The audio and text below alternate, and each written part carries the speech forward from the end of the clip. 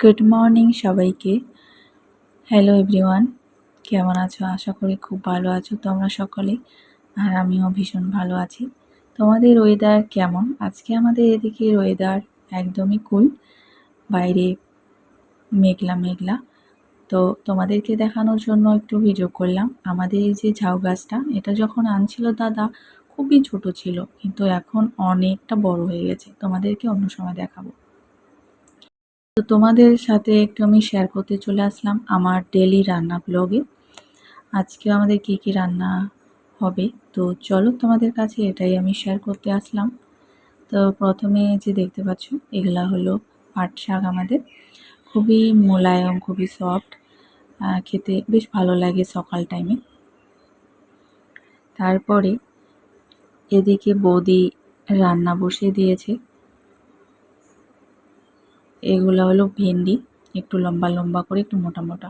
তারপর এখানে আছে আলু ভাজা, বটবটি, আর ভেন্ডি ভাজাও আছে। এখানে কিন্তু গোল গোল করে করা আছে, এটা আমার ভাস্তির জন্য। তারপরে এখানে বৌদি বসিয়ে দিয়েছে, কারণ ভেন্ডি ভাজা সব রকমই খাওয়া যায়। তো কখনো এরকম খাই, কখনো আলাদা। যেহেতু আমাদের বাড়িরই ভেন্ডি, খেতে খুব ভালো লাগে। আর আমরা কড়াইতেই রান্না করি, তোমরা দেখতেই পাচ্ছ। তো গ্যাসের তো খুবই সমস্যা, সেজন্য। তো এখানে ভেন্ডি ভাজা অলরেডি হয়ে যাচ্ছে। তারপরে তোমাদেরকে দেখাচ্ছি, এখানে আছে পটল ভাজা। এই যে, এটা আমার ছোট্ট সোনার জন্য, ও পটল ভাজা ভীষণ ভালোবাসে। তারপরে এখানে আমরা নামিয়ে নিয়েছি পটল ভাজা আর ভেন্ডি। তারপরে এখানে পাটগুলো ধুয়ে পরিষ্কার করে রেখেছি। তারপরে ফোড়নের মধ্যে দিয়ে দিতে হবে রসুন থেতো করে, আর অল্প পরিমাণে তেল, আর তারপরে দিয়ে দিতে হবে পাট শাকগুলো। তো পাট শাকগুলো আমাদেরকে কিন্তু আগেই, জল দেওয়ার আগে আমাদেরকে এভাবে নেড়ে নিতে হবে। এটা এভাবে ভেজে একটু নরম করে নিতে হবে, তাহলেই কিন্তু পাতাগুলো সেদ্ধ হবে। কারণ তো তারপরে এখানে নরম হওয়ার জন্য দিয়ে দিতে হবে আন্দাজ মতো লবণ। এখানে হলুদ গুঁড়ো না দিলেও চলবে, তোমরা চাইলে একটু সামান্য পরিমাণেও দিতে পারো, কোনো অসুবিধা নেই। তো আমাদের রান্না সবাই মিলেই করি, কখনো বৌদি, কখনো মা, কখনো আমি, কখনো বোনু, কখনো ভাইয়ের বউ। তো সবাই মিলেই রান্না করি। তারপরে মা নিয়ে আসে, এই যে দেখো বরবটি। এই যে আমাদের বরবটিগুলো এত বড় হয়েছে যে দেখার মতনই, বলার মতনই, সরি। তো এই যে দেখো অনেক মোটা মোটা, তো এগুলো এখন খাবো না। তারপরে এদিকে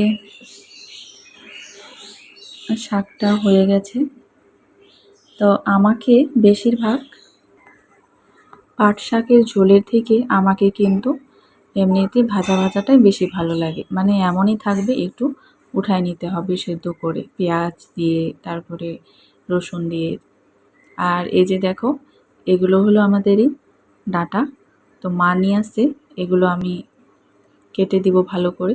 তারপর এদিকে জল দিয়ে দিয়েছে সামান্য পরিমাণে, যতটা লাগবে। তো এটা যখন সেদ্ধ হয়ে যাবে, জলটা পুরো ফুটে যাবে, তখন আমাদেরকে নামিয়ে নিতে হবে। আর আজকে আমরা কোনো টক দিব না, আজকে নর্মালি রান্না করবে বৌদি, কারণ সবসময় টক ভালো লাগে না আর কি। যখন রৌদ্র হয় তখনই কিন্তু টকটা ভালো লাগে। আর এদিকে ডাঁটাগুলো আমি কেটে নিয়ে রেখেছি, ধুয়ে বৌদি নিয়ে আসে। তারপরে এখানে ফোড়ন দিয়ে বৌদি ডাঁটা বসিয়ে দিল। ঠিক এরকম করে তোমরাও রান্না করতে পারো। অবশ্য জানি তোমরা সবাই এরকম করেই রান্না করো, জাস্ট একটু আর কি। তো এখানে দিয়ে দিল লবণ, হলুদের গুঁড়ো। তারপরে এখানে একটু পরিমাণে ভাজতে হবে, একটু না একটু বেশি পরিমাণে ভাজতে হবে, কারণ ডাঁটা একটু ভাজতেই হবে। ভাজার পরে এখানে জল দিয়ে দিল বৌদি, যে দেখতে পাচ্ছ। তারপরে এখানে পাট শাক, আর এদিকে ডাঁটাটাও সেদ্ধ হয়ে আসতেছে। এখানে সব কিছু দিয়ে দিয়েছি, মশলা বাটা, শুকনো লঙ্কা বাটা, তারপরে কি বলে জিরে মশলা গুঁড়ো। তো এখানে সেদ্ধ করে দেওয়ার পরে এখানে আমরা ঢাকনা তুলে নিয়েছি। তারপরে এখানে ভালো করে কিন্তু ভেজে নিতে হবে আলু দিয়ে। তোমাদের আলু ডাঁটা কেমন লাগে অবশ্যই কমেন্টে বলতে পারো। আমাকেও ভালো লাগে মাঝে মধ্যে। তো এটা ভাজা ভালো করে হয়ে গেছে, এই যে দেখতে পাচ্ছ। তো এটা ভাজা হয়ে গেছে। এখন ভাজা হয়ে গেছে এমনই খেতে পারো তোমরা, আর যদি চাও তাহলে সামান্য পরিমাণে এখানে জল দিতে পারো। তো আমি এখানে হালকা পরিমাণে জল দিয়ে দিয়েছি, আর এটা কিন্তু এভাবেই নামাতে হবে, যেহেতু পাট শাকের ঝোল আছে তাহলে কিন্তু ভালো লাগবে। আর এখানে ভাজাগুলো সবগুলোই হয়ে গেছে এক এক করে। তারপর আমি নিয়ে নিয়েছি এখানে ডাঁটা আলু আর পাট শাক, কারণ আমার পাট শাকের ঝোল ভালো লাগে না, তারপরে ভেন্ডি ভাজাও ভালো লাগে না, আর কি বলে পটল ভাজাও আমার ভালো লাগে না। আর এই যে চালগুলো, এগুলো চাল কিন্তু আমাদের বাড়ির না, মানে এগুলো বাড়িরই চাল, তবে আমাদের না। এই চাল খেতে কিন্তু খুব ভালো লাগে, কিন্তু আমরা যেহেতু বাড়িতে ধান করি না, সেজন্য আমাদের কখনো মাঝে মধ্যে খেতে ইচ্ছে করলে কাকিমাদের বাড়ি থেকে মানিয়ে আসে। তো আজকে এই চালটা বেস্ট লাগলো।